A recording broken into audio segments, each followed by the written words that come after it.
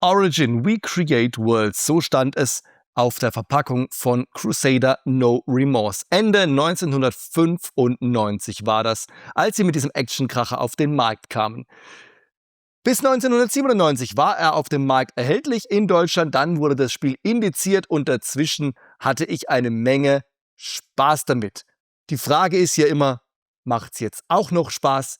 Das schauen wir uns zusammen an.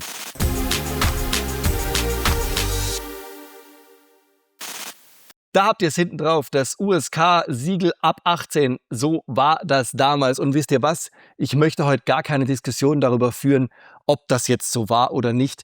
Crusader war für mich damals wie ein guter Actionfilm mit Arnold Schwarzenegger. Action, nicht viel drüber nachdenken, vor allem nicht mit Moralverderben, denn das würde doch irgendwie alles nur schmälern. Einfach rein ins Spiel und Spaß haben. Und das machen wir jetzt auch gleich. Natürlich gucken wir nachher auch noch in die Packung rein. Das ist irgendwie ein Schmuckstück. Ich freue mich total, dass ich die noch habe. Und wir gucken auch wieder in die PC Games und vielleicht auch in die PC Player rein, was sie denn an Testberichten zu Crusader No Remorse zu sagen hatten. Aber jetzt wird erstmal gezockt. Ich benutze wieder einmal die Version von GOG. Ich habe es zwar im Original, aber das ist die Variante, die einfach auf meinem aktuellen Rechner am einfachsten läuft, ohne dass ich irgendwas machen muss. Herunterladen, installieren, spielen klicken und los geht's.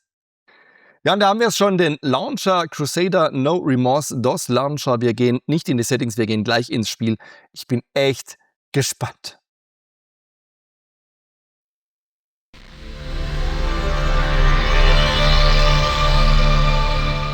Eine Electronic Arts Company ist es da schon. Seht ihr, Origin wurde ja gekauft.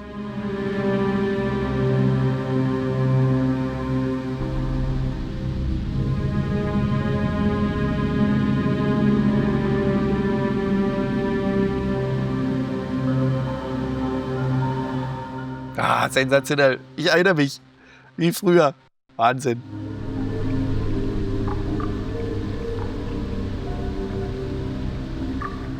Man kann diese Videosequenzen auch größer anzeigen lassen, dann haben sie aber so ein Halbzeilenformat. Deshalb lasse ich es auf klein. Shut up, Rita.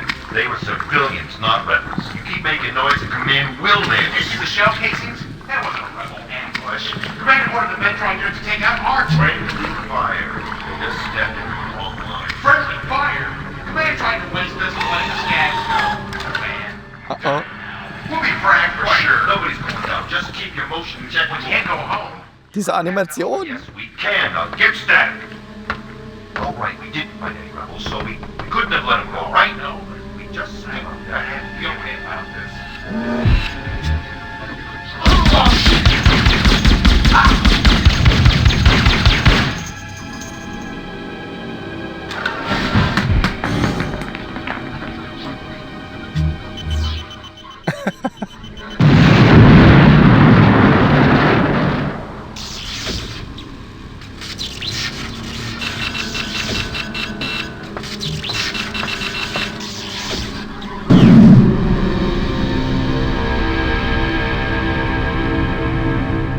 Sensationell, Crusader. Ist das lange her, meine Güte.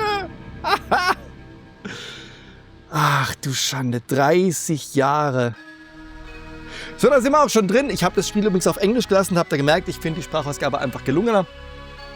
Die Videosequenzen, wie gesagt, kann man auch im Large-Format einstellen. Dann kriegen die aber so ein Halbzeilenformat. Das heißt, jede zweite Zeile ist schwarz und ich finde, es sieht überhaupt nicht gut aus.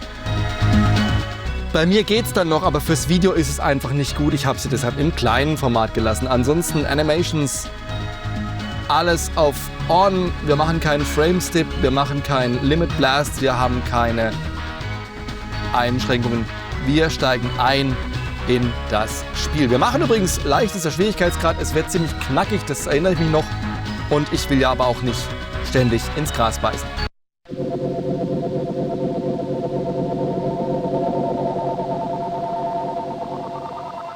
First, let me say welcome to the Resistance, Captain. I'm sure you realize that Central thinks you're a spy. But I've reviewed your debriefing tapes, and I have a hunch that I understand what makes you tick.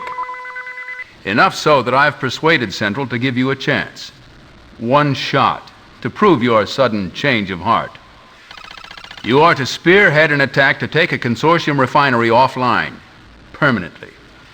An informant will meet you there and provide you with a security card that will allow you entrance into the facility. Your principal objective is the thermal coupler on the 4th level. Once you have placed the pack, one of our extraction specialists will contact you with coordinates of the nearest teleport pad we can commandeer. Consult your data link if you have any further questions. Good luck. Maxis out. Haha, da sind wir drin. Jetzt geht's los. Jetzt geht's los. Ja, ihr seht. Ja, der drückt gleich einen Alarm. Also, passt auf. Es ist so. Ich erkläre es gleich.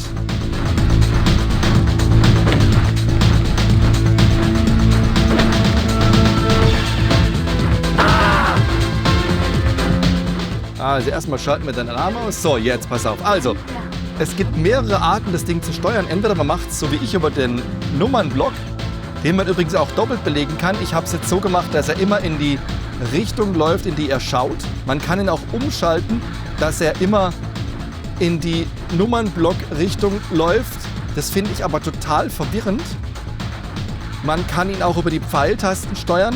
Dann muss man aber das Rollen anders auslösen. Hier mit Steuerung gleichzeitig. Und Alt macht dann den Sidestep. Und das liegt beim Nummernblock aber auch hier auf den Tasten. Also das ist etwas angenehmer. Und man kann ihn auch mit der Maus steuern. Aber dann muss man irgendwie beides benutzen. Mich macht das irgendwie total verwirrt. Also mich verwirrt das dann total gleichzeitig. Also das ist nicht meins. Ich habe mich für die Nummernblock-Variante entschieden. Ich habe dann eingetastet auf der Tastatur. Jedenfalls, das war damals so eine Geschichte von Crusader. Ja, Steuerung ist etwas hakelig. Das muss man wissen. Ansonsten, man kann alles zerstören. Wir kriegen gleich Besuch. Da ist gleich die erste Wache. Wache.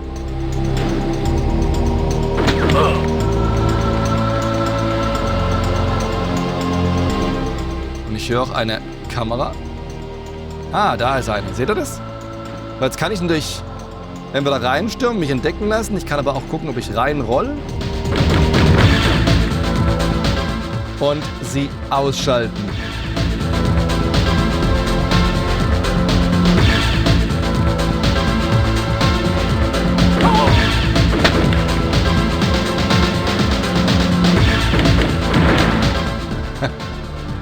Ja, einer der Gründe, warum das Spiel indiziert wurde. Man kann natürlich auf jeden schießen. Und das war natürlich für die Bundesprüfstelle damals überhaupt nichts.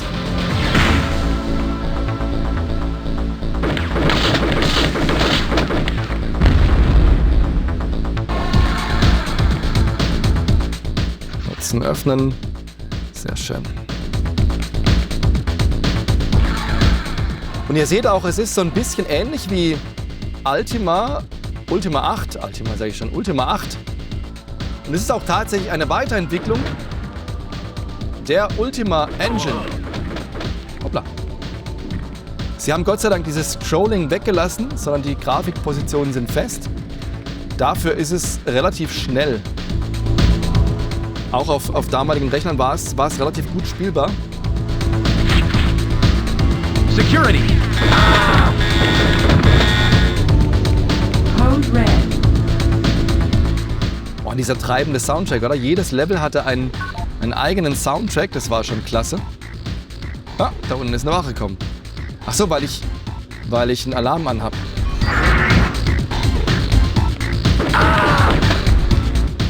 Solange der Alarm an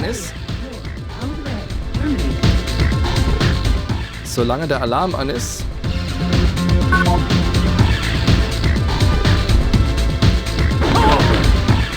kommen aus den Hoverpads immer neue.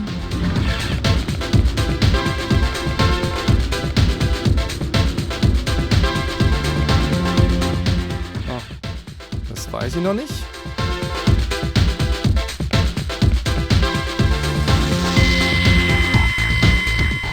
558. Ja, ist gut, wenn man den Code im Computer findet. Wir gehen dann noch auf das Hoverpad.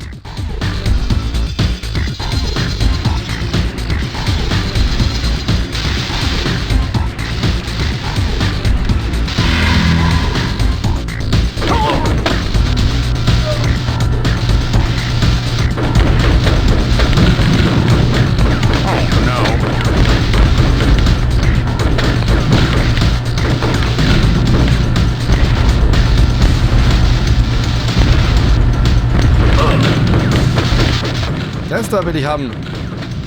Jetzt ist es kaputt. Sorry. Ja, man kann übrigens tatsächlich alles kaputt schießen.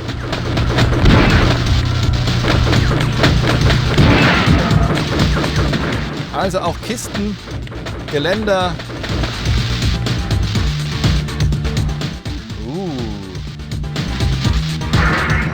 Shotgun.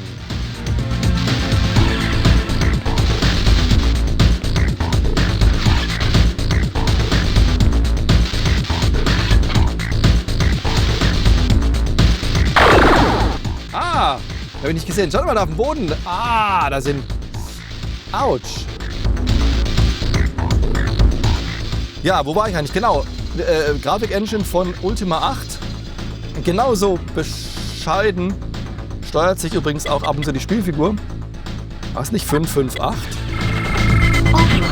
Ja.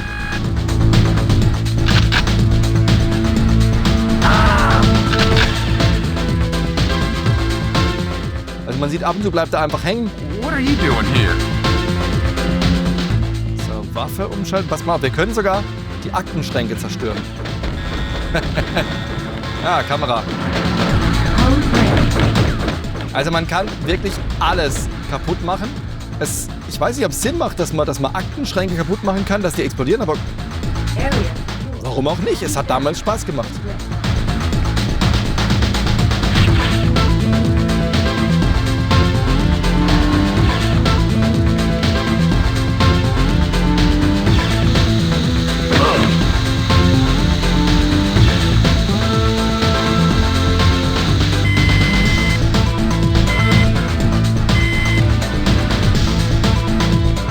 So, da ist Dampf, den können wir ausmachen.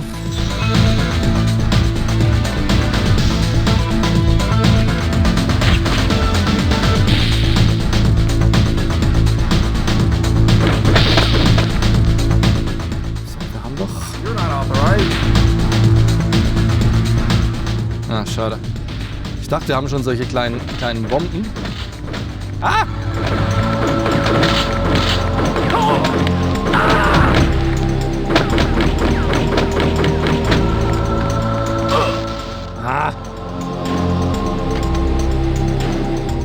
Ja, manchmal ist die Steuerung ein bisschen ungenau.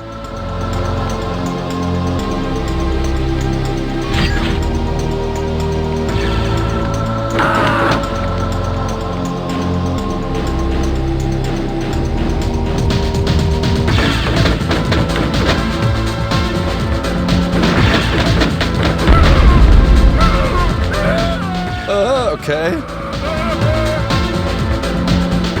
Alles klar, ich weiß genau, welche Animation in der deutschen Fassung nicht zu sehen war, würde ich mal behaupten. Ach du Kacke. Ja.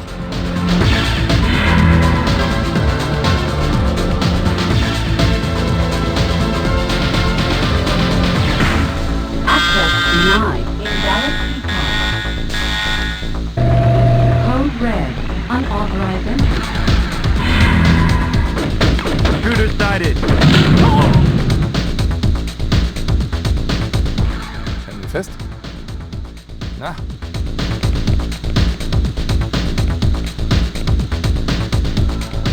Ja, krass. Also, wir springen ein bisschen weiter. Passt auf, ich steige jetzt kurz aus und steige später wieder ein, weil das erste Level ist ist nicht ganz so interessant. So, und wir sind im 4. Stockwerk angekommen. Oh, da ist noch diese Kanone. Oh. Das ist gemein, man kommt aus dem Aufzug raus und da ist gleich diese Riesenkanone.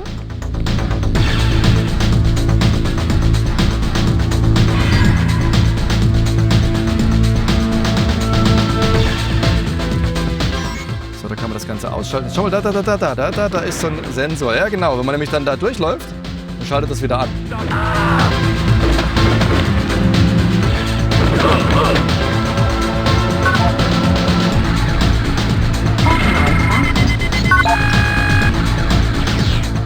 Das nehmen wir doch glatt.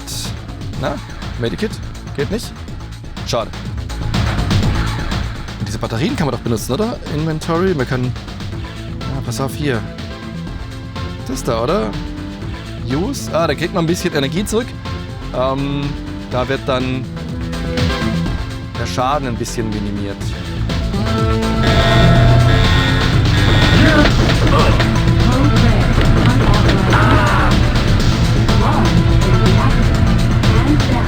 Da ist doch unser.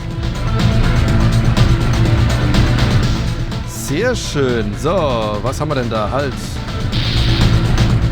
Wo ist denn da? Das ist unser Bömpchen.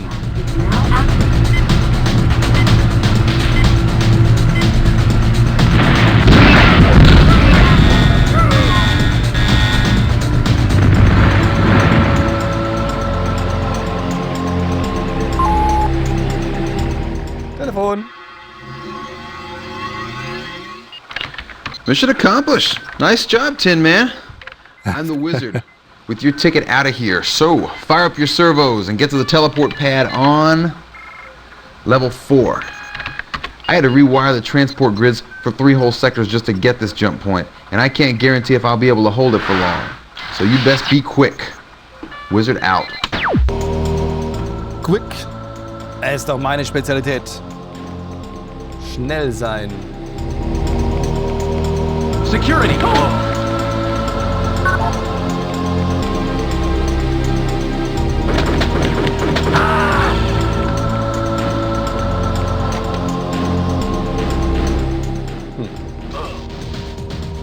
Ah!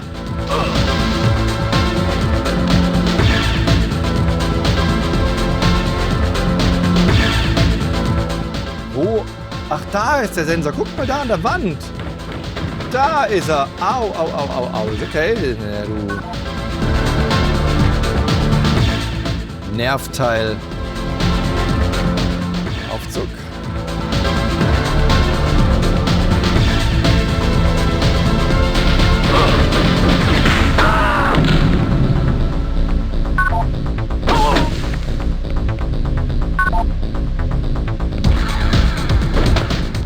Oh.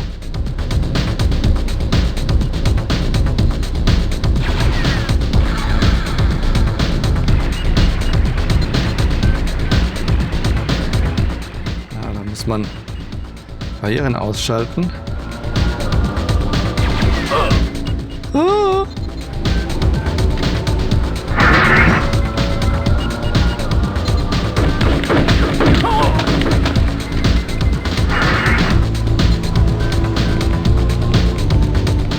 Also Steuerung ist absolut nicht exakt. Das muss man einfach wissen.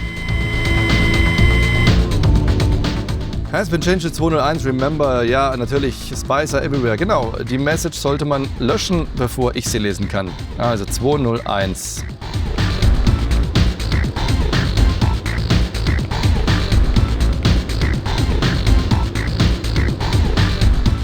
(201) Au! Da sind wir doch, oder?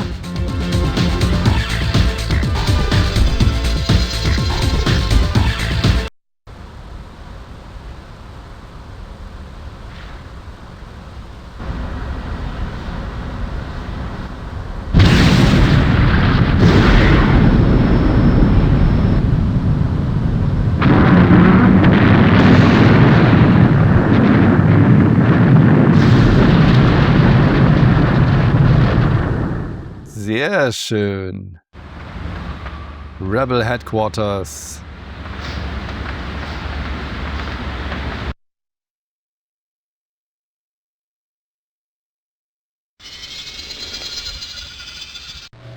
I'm Colonel Leely, and this is my base.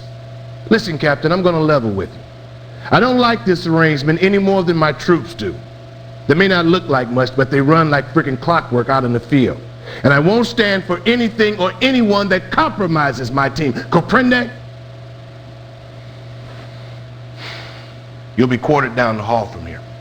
I doubt that it's anything like what you're used to, but the resistance makes do with whatever we can lay our hands on.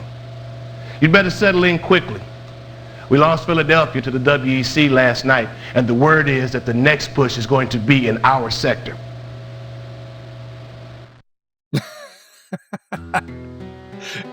Der mit der Zigarre, das erinnert mich ein bisschen an den aus Aliens, der zweite Alien-Film.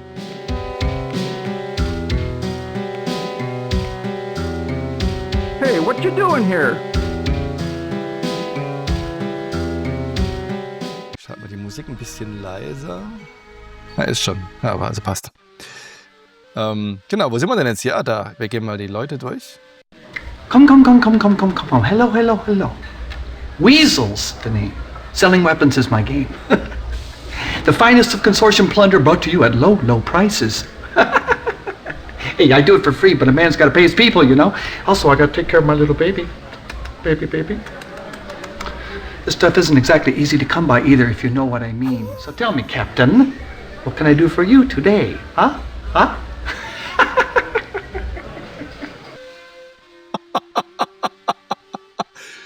Also ich liebe es ja, dass sie echte Schauspieler eingesetzt haben, oder? Das ist ein bisschen Overacting, oder? Oh mein Gott! So, pass auf, wir haben für die ständig Munition gefunden und ich glaube, die können wir uns auch leisten. Ja genau, 1500, die können wir uns mal gerade kaufen hier. Bye, jawohl.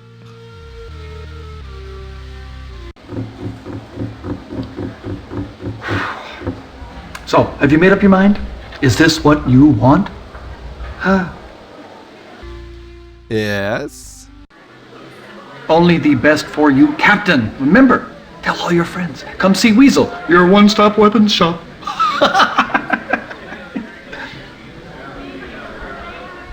Is there anything else I could provide for you today, Captain?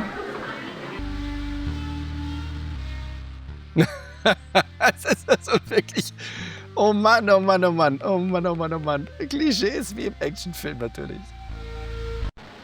So much for the loving welcome, right, Captain? But they'll come around. They did for me. Or at least most of them did. I'm Derek Andrews, private in the Resistance, lately of the WEC's Revenue Assessment Division. For obvious reasons, most of the others call me, well, Taxman. And let me say, it's truly a pleasure meeting a soldier of your caliber here, sir. Welcome aboard. Okay.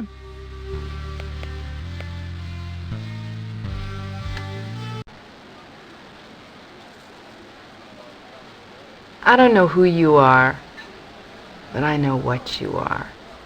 So I'm only gonna say this once. You stay clear of me. I don't want anything to do with consortium scum like you.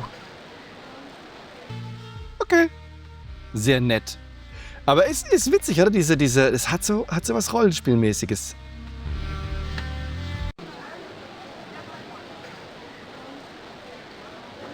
You're in the wrong place if you've come in for a friendly little drink. You won't find one here. I'm Cordova. They call me Yo-Yo. You can't. All you need to know about me is that I don't care if you are in the Special Forces. You bleed, just like all the rest. I should know. I've killed enough of your kind to find out. Okay, die sind ja alle richtig nett zu mir. Das Witzige ist, ich sag ja gar nichts. Also ich bin doch eher der stille Typ. Keine Sprechrolle.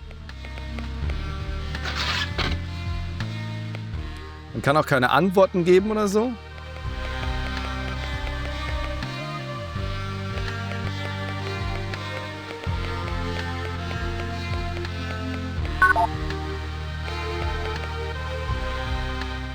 Das ist die Rebellenbasis, ja genau. Untergrund Resistance, Underground Resistance.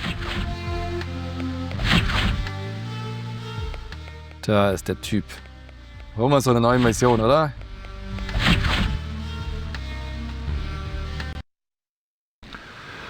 Resistance over in Sector H-37 got hit this morning by a full battalion of WEC troopers and mechs. Word has it all the survivors from this morning's raid are being held for interrogation and experimentation. Andrews is next up for insertion reconnaissance. He knows the drill. The rest of the job falls to you, Captain. Once Andrews confirms your insertion coordinates, you are to locate and free the prisoners from H-37. After you've freed the prisoners, Corporal Reeves will contact you with your extraction coordinates. Consult your data link if you have any further questions during the mission. We're counting on you, Captain. Good luck. Absolut. Na dann, los geht's.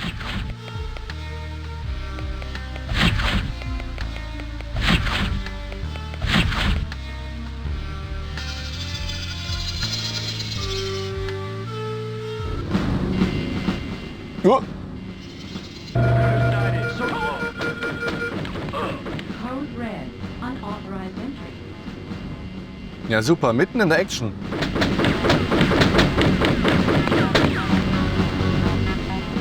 Kann ich diese blöde...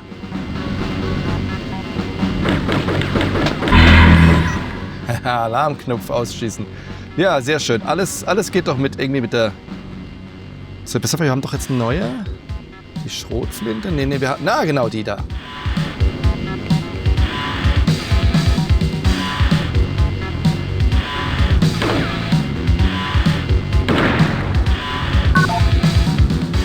Ja, ich habe die vorige Mission ein bisschen übersprungen, weil ich doch, die hatte ich dann schon Probe gespielt und habe gemerkt, da geht es doch sehr lang, relativ eintönig zu, um sich ans Spiel zu gewöhnen. Das wollte ich euch nicht antun. Aber die zweite, da wird es jetzt schon hoffentlich interessanter. Jetzt kommen einige Spielmechaniken dazu, neue Gegner, neue Waffen, mehr Action in allen Belangen. Und wie kriege ich die Tür auf?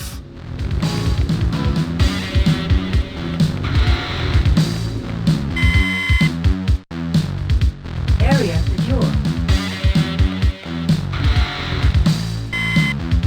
Doors have been opened. Sehr schön. So, wir speichern. Quick Save, yes!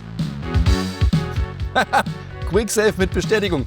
Wäre in manchen Spielen nicht schlecht gewesen. Wer hat nicht mal zu schnell Quick Save gedrückt, ohne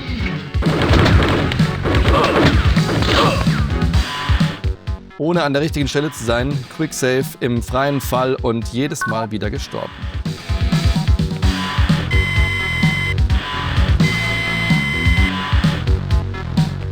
Also nicht alle Computer enthalten was Sinnvolles. Manchmal sind es auch einfach nur Nachrichten.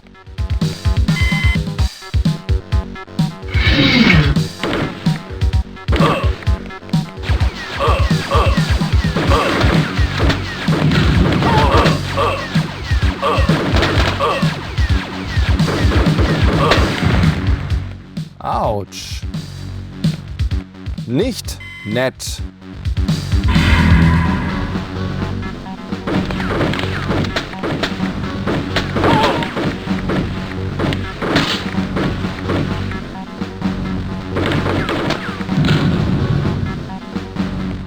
Also ihr seht schon, man gewöhnt sich durchaus an die Steuerung, aber es bleibt natürlich ein bisschen gewöhnungsbedürftig in jedem Fall.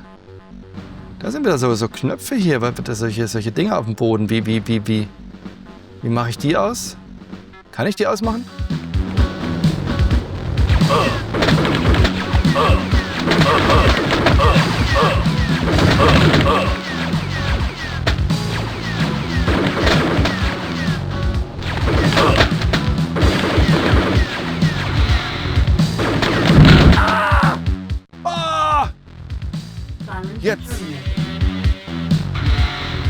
Jetzt seht ihr, jetzt hat es mich umgehauen.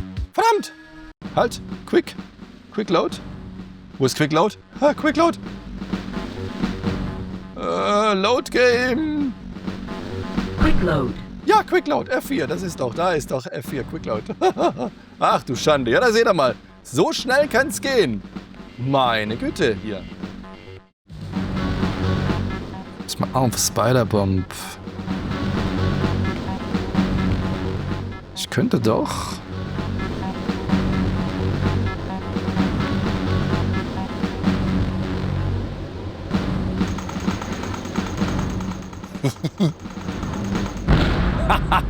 Sehr schön. So macht man das. Elegant. Jetzt?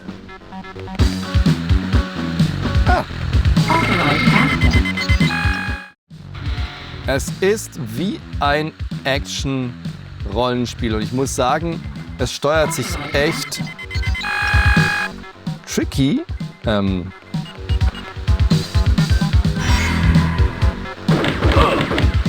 Aber dennoch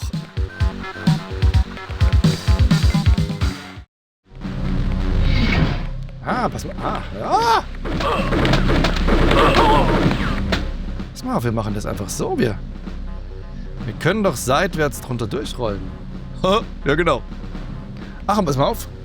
Wir können ja auch springen. Es funktioniert genauso gut wie beim Avatar. Okay. Das war ein bisschen zu viel gesprungen.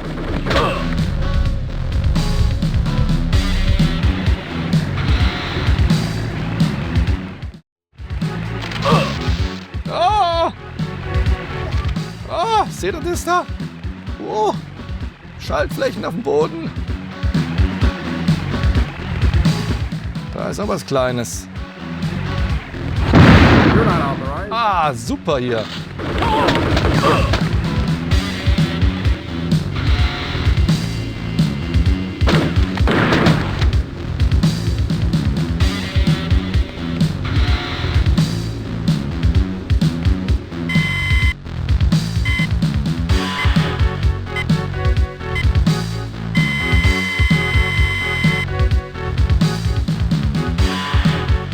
Use the backup telepad, okay.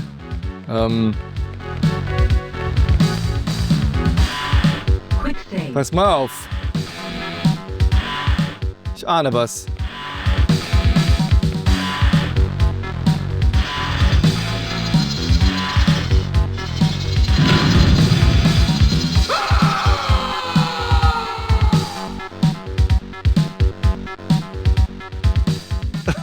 Genau das. Quick load. Use the backup teleport. Das ist gemein, oder? Vor allem, wenn du da nicht gespeichert hattest, damals. Dann war fertig. Gab kein... Oh Mann! Stand down from code red.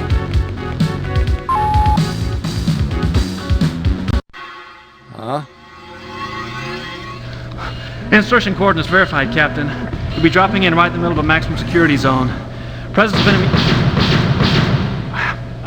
of enemy troops detected. Scanners indicate active security grids internally, but there's no way for me to access them from my position. It's the best I can do for you, sir. Good luck. Andrews out. Quick save.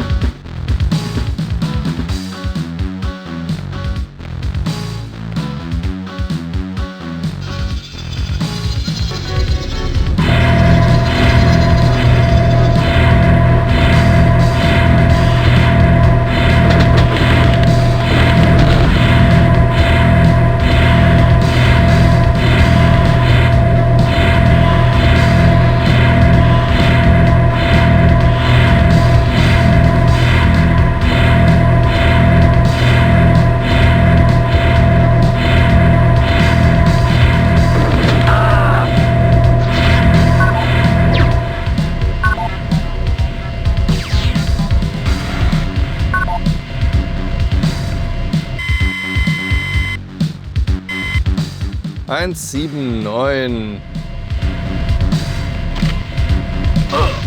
Na toll.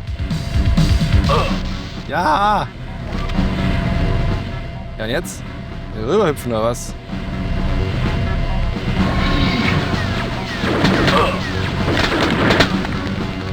Das ist gemein.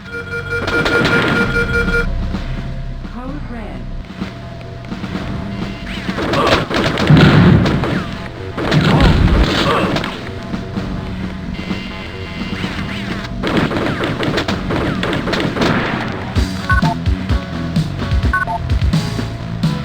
Area secure.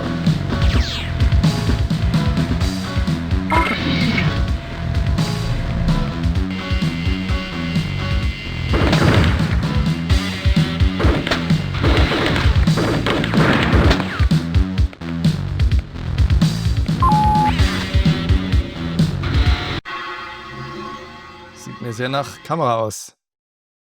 We're jazzing now, Tin Man. I've established a link to a jump pad near the prisoners area. No despair. But the consortium sniffers are hot on my tail. I can't guarantee juice for very much longer. I got a real limited set of cross relays this time. Too little and you aren't going anywhere. Too much and you fry.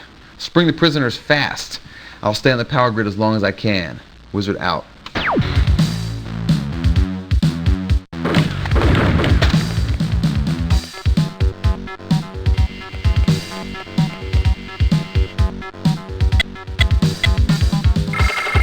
Authorized access.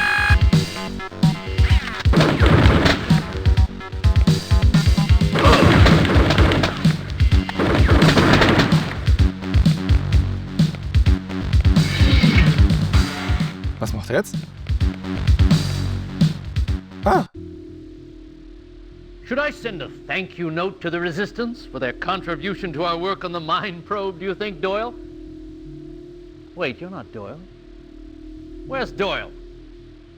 I'll have his head for allowing you in here to distract me. Get out at once! Oh, I see it now. You're part of the Resistance, aren't you? Ooh.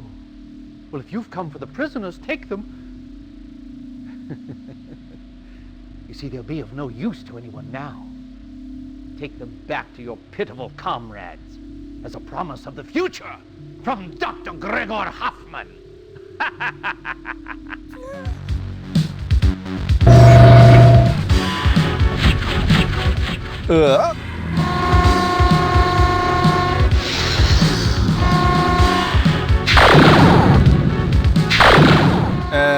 Hallo?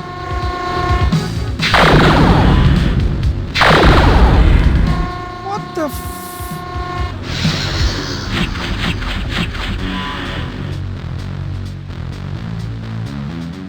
Was ist überhaupt das hier? Das ist...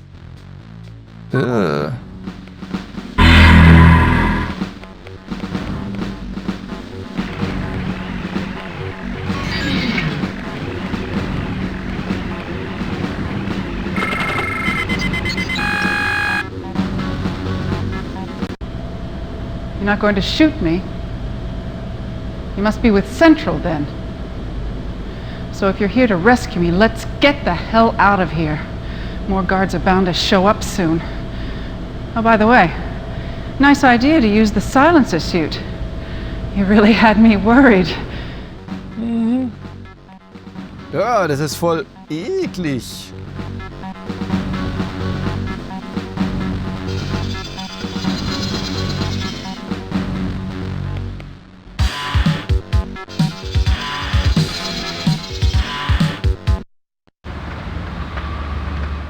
Puh.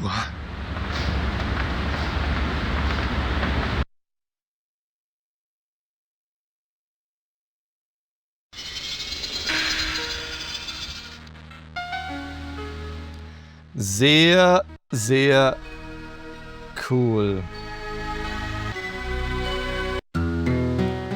Es wird dichter, es wird aufregender, es wird actionreicher. Ja, wir gucken kurz in die Bar.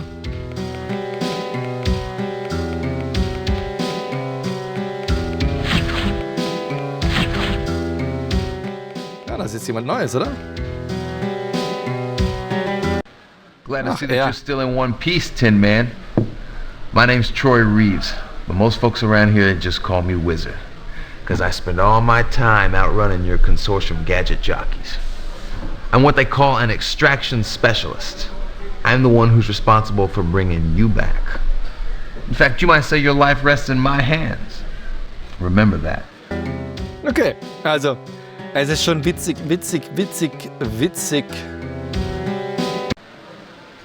We haven't been formally introduced, Captain. Though, given the circumstances of our first meeting, that's hardly surprising. I'm Major Joanne Vargas. I don't know how you got past the doctor and his guards back at the prison, but I hope he's on a slow shuttle to hell right now. Anyway, thanks for getting me out of there. And even if no one else believes you, I know there was nothing you could have done to save the others. To be honest, Once Hoffman was done with them, there wasn't that much left to save anyway.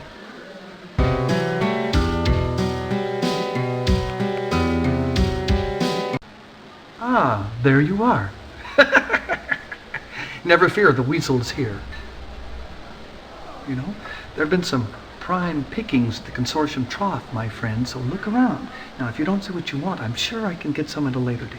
So, what are you in the market for today, Captain? Mal gucken, was er so hat. Was habe ich ja alles denn das? Ah, das ist mir noch zu teuer. Mist.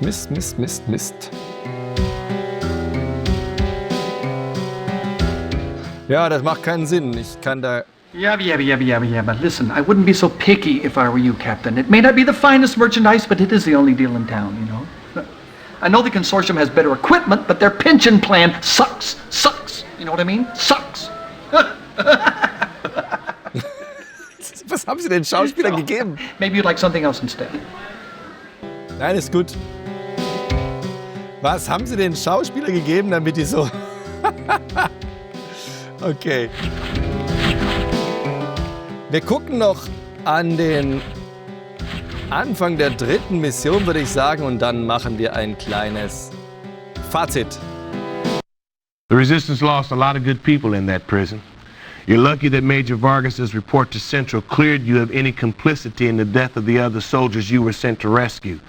Of course, I doubt that's going to do much to change some of the opinions around here. While Reeves was waiting to pull you out of the refinery, he went skating through their computer nets. It seems that one of the WEC's new mechs is being developed in an industrial complex not 5 sectors away from this very spot. Central would very much like to see the specs for it. Cordova will handle the insertion reconnaissance. After Reeves has the data, he'll power up the extraction teleport pad. I hope you have better luck this time. Dismissed, Captain. Ich konnte ja wohl nichts dafür, dass es die anderen umgehauen hat, oder? Tut mir echt ja leid, also.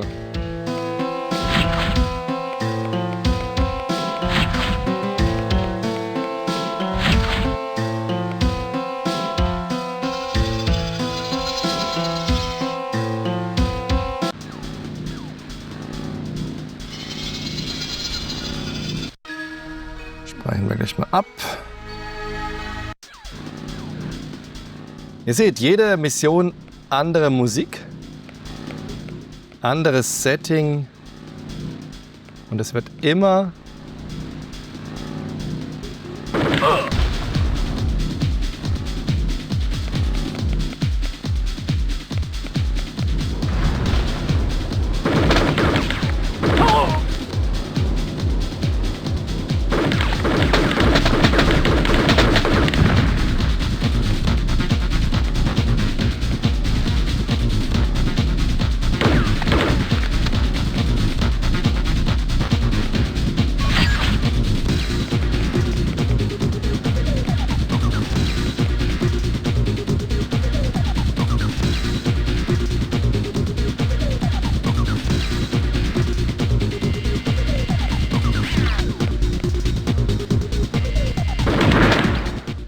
hat es mich fast aufgetan.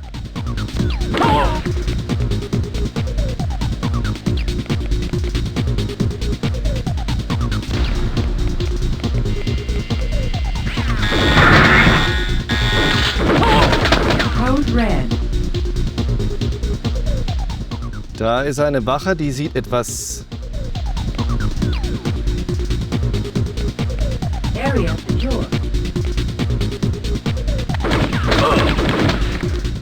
edler aus.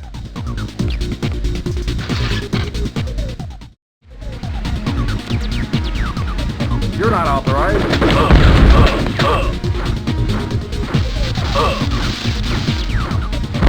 Ah!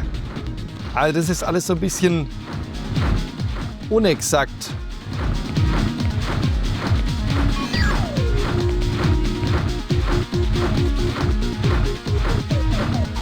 So, rote Keycard haben wir schon mal.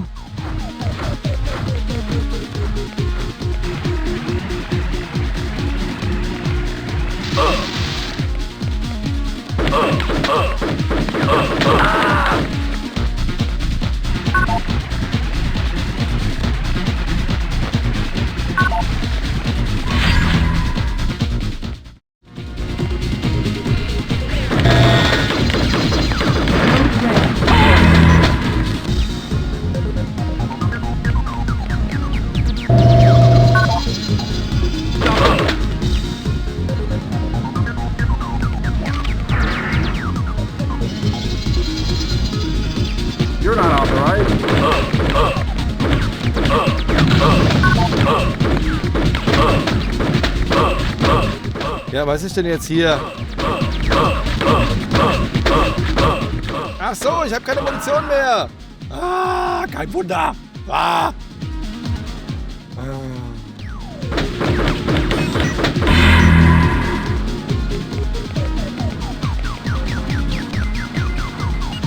The alarm has been deactivated. Ja, das ist natürlich was. Ja, aber ich würde sagen, das ist ja jetzt alles ganz prima, aber... wir gucken noch, was da oben drin ist. Und dann steigen wir aus für ein kleines Fazit mit Crusader No Remorse. Ja, okay. Genau. Wisst ihr was? Ich speichere jetzt halt... Nein, ich speichere richtig ab. Save Game. Und dann machen wir ein kleines Fazit. Wir sehen uns gleich wieder. Oh Mann, das war ja wieder ein Trip. Crusader No Remorse. An das erinnere ich mich wirklich gut, weil ich hatte da eine Menge Spaß damit. Ich weiß nicht genau, ob ich es direkt nach dem Erscheinen gespielt habe. Ich eine Demo gehabt? Habe ich es erst später gespielt? Ich weiß nicht mehr genau, aber ich weiß, ich habe es gespielt. Und ich habe auch den Nachfolger Crusader No Regret gespielt. Der war in vielen Belangen so ein bisschen verbessert. Und ich muss sagen, die ISO-Grafik hat mir damals schon extrem gut gefallen. Die war auch sehr schnell. Also es lief auch auf einem etwas schwächeren Rechner vergleichsweise dann doch sehr gut, weil es eben keine 3D-Grafik war. Es waren vorberechnete Hintergründe und es waren auch vorberechnete Animationsphasen des Silencers, also unserer Spielfigur. Das hat das Ganze, finde ich, sehr verträglich für die Hardware gemacht und es sieht, finde ich, echt noch gut aus. Also die 3D-Spiele aus den späten 90ern, die kann man echt nicht mehr anschauen, aber das kann man sich wirklich nochmal guten Gewissens anschauen. Und witzig, sie haben es ja sogar auf der Packung beworben, dass man alles zerstören kann. Es war eben nicht nur Grafik, die dazu da war, um es irgendwie zu transportieren und halt als Tapete zu dienen. Nein, man konnte wirklich interaktiv mit der Umgebung agieren, alles kaputt machen, alle Computer anschauen. Also das war schon wirklich grandios für damalige Zeit. Also da hat man natürlich dann einfach, nur allein einfach um die Explosionen zu sehen, auf die Fässer geschossen. Es war einfach witzig. Man konnte Spinde explodieren lassen, die Stühle haben sich bewegt. Also alles hat sich irgendwie auf die Schüsse verhalten und von den Schüssen irgendwie beeinflussen lassen. Das war schon sehr, sehr beeindruckend damals. Und ich muss auch sagen, es spielt sich immer noch ganz gut. Was echt gelitten hat, ist die Steuerung. Also das ist schon wirklich gewöhnungsbedürftig. Ich weiß, es gibt da mehrere Möglichkeiten. Ich habe es euch gezeigt. Man kann entweder mit den Pfeiltasten spielen und den Tasten. Man kann über den Nummernblock spielen auf zwei verschiedene Varianten. Also je nachdem, ob man den immer geradeaus laufen lassen will und dann drehen möchte oder ob man ihn, also eine Art Panzersteuerung, oder ob man ihn einfach in die Pfeilrichtungen laufen lassen will. Man kann auch die Maus benutzen, aber das ist alles irgendwie nicht so wirklich gut. Ich habe jetzt für die Tastenblock-Variante mich entschieden, weil ich die auch damals benutzt hatte und mit der kam ich jetzt einfach wieder ganz gut klar. Also man braucht eine Stunde, gebt euch eine Stunde, wenn ihr reinschauen wollt und dann kommt die Steuerung irgendwie wieder. Aber man sieht, ab und zu bleibt der hängen, dann hakt es mal wieder und so. Also das muss man natürlich wissen. Das war in Ultima 8 ja auch schon so, dass die Spielfigur ständig irgendwo festhing und ja, ist einfach ein Problem dieser Engine und ich würde sagen, ja, ist so, kann man damit leben, muss man einfach wissen, wenn man es nochmal anpackt, aber kann man drüber hinwegsehen. Und was für mich wirklich eine ganz, ganz große Freude ist, das hier, das ist die Packung von Crusader No Remorse. Schaut sie euch an. Ist sie nicht wunderschön? Spiegelt ein bisschen. Ist sie nicht wunderschön? Guckt mal hier. Crusader No Remorse. Sehr schön. Spiel komplett in Deutsch. Ich habe es in Englisch gespielt. Ich finde die englische Sprachausgabe deutlich gelungener. Und auch hinten drauf, schaut hier die Infos für das Spiel, vom Spiel Crusader No Remorse. Hier unten nochmal das USK-Logo ab 18. Und da stehen auch die Infos drauf. Hier sieht man es, ne? Genießen Sie hochdetaillierte SVGA-Grafik mit gerenderten Hintergründen. Sie können alle Hintergrundelemente zerstören, die Sie sehen. Ja genau, das war ein Feature. Sie können alle Hintergrundelemente zerstören, die Sie sehen. Sehr, sehr genial. Wir schauen mal rein. Da haben wir es. Den Inhalt, wirklich wieder mal eine tolle Big Box mit einigen Sachen drin. Zum ersten hier natürlich die CD-ROM. Da ist dann die CD-ROM vom Spiel drauf und wir haben auch ein Booklet. Wenn wir das Booklet mal rausholen, das ist das Booklet, da ist auch die Anleitung drin für das Spiel. Also hier sieht man, die Spielanleitung ist da drin.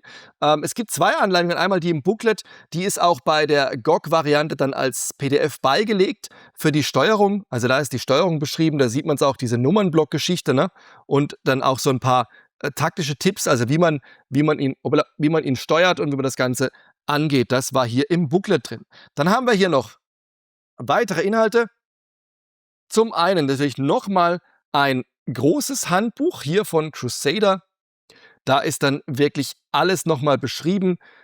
Also es ist ja schon toll in dieser Zeit, ne? Die Handbücher waren extrem aufwendig gemacht. Was sind meine Pflichten im Widerstand? Also hier erfährt man alles zur Hintergrundstory. Ne? Man steigt nicht einfach ins Spiel ein, sondern man hat vorher wirklich ja auch die Sachen gelesen, um da ein entsprechendes Erlebnis zu haben. Also ich habe da immer damit angefangen. Hier sind dann die Waffen beschrieben, die einzelnen Gegenstände, die man bekommen kann.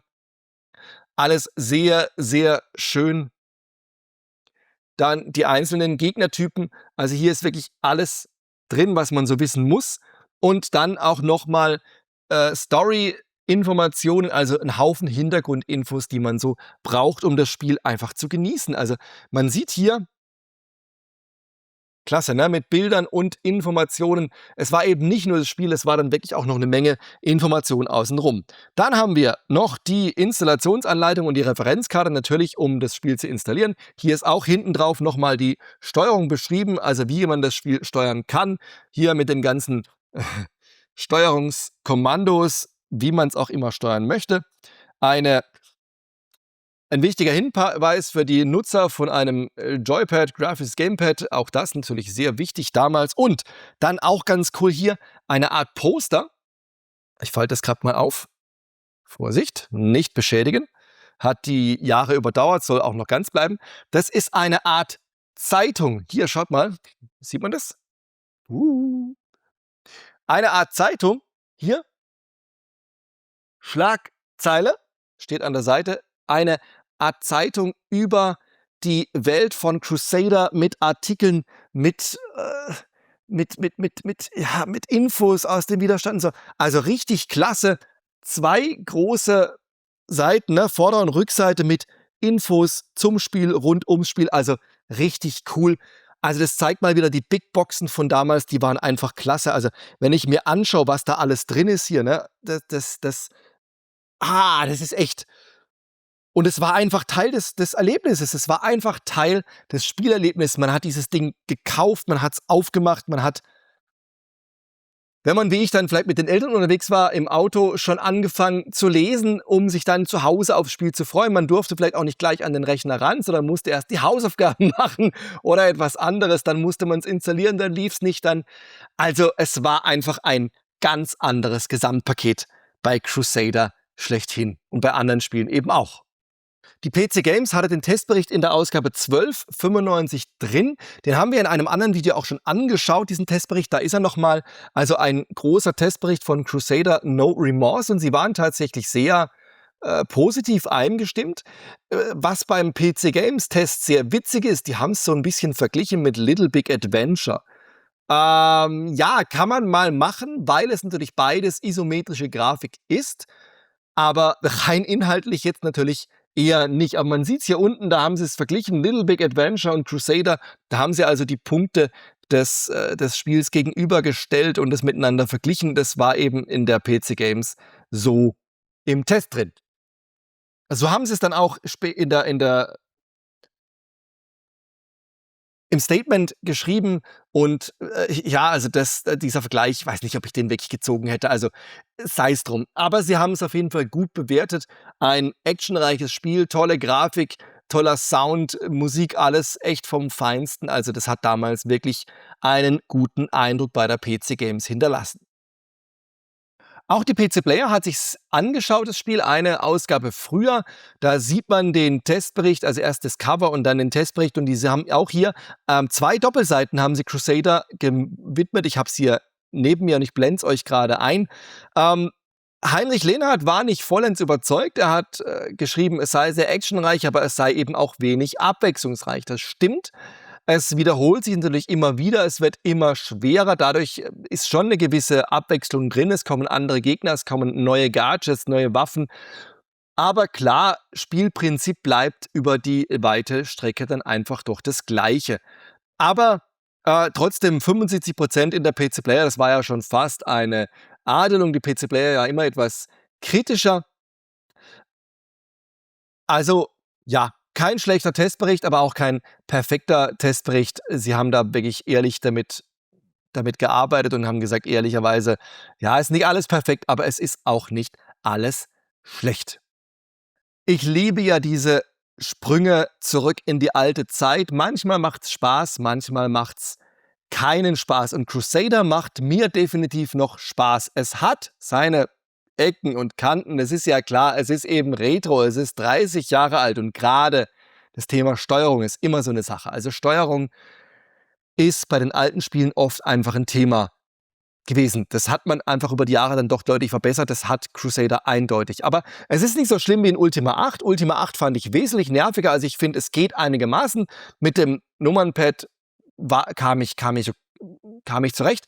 Wenn ihr es mal spielt, müsst ihr einfach ausprobieren, welches eure Steuerung ist. Aber ich finde, es ist den Blick wert. Es kostet bei GOG auch nicht viel. Also wenn ihr keine Originaldaten habt, das kann man dort für einen schmalen Euro kaufen, um dann mal einen Blick reinzuwerfen. Also wirklich, wirklich toll. Witzig für mich, diese alten Videosequenzen. Es sind ja eben keine Zwischensequenzen mit gerenderten Sachen. Nur teilweise ist es gerendert, aber zum großen Teil sind es Schauspieler. Angeblich waren um die 90 Minuten an Videosequenzen im gesamten Spiel enthalten. Und mal abgesehen davon, dass es ein bisschen Overacting ist. Also die Schauspieler, ich glaube, die haben irgendwas geraucht vorher. Also dieser Waffenhändler, der Weasel, oh mein Gott. Ja. Es war vielleicht ein bisschen drüber, es hat sich vielleicht aber auch nicht so ernst genommen, das Spiel. Also es war einfach wie ein Actionfilm der 90er. Ein Actionfilm der 90er zum Spielen. Nichts anderes wollte es sein, nichts anderes sollte es sein und nichts anderes war es. Und genau so macht es, finde ich, immer noch eine Menge Spaß. Ja, vielen Dank, dass ihr dabei wart, wieder beim Blick auf diesen Klassiker. Es würde mich freuen, wenn ihr auch bei einem anderen Spiel mal wieder reinklickt, reinschaut oder bei einem meiner Heftvideos. Bis dahin habt Spaß, zockt ein bisschen und dann sehen wir uns vielleicht auf diesem Kanal wieder.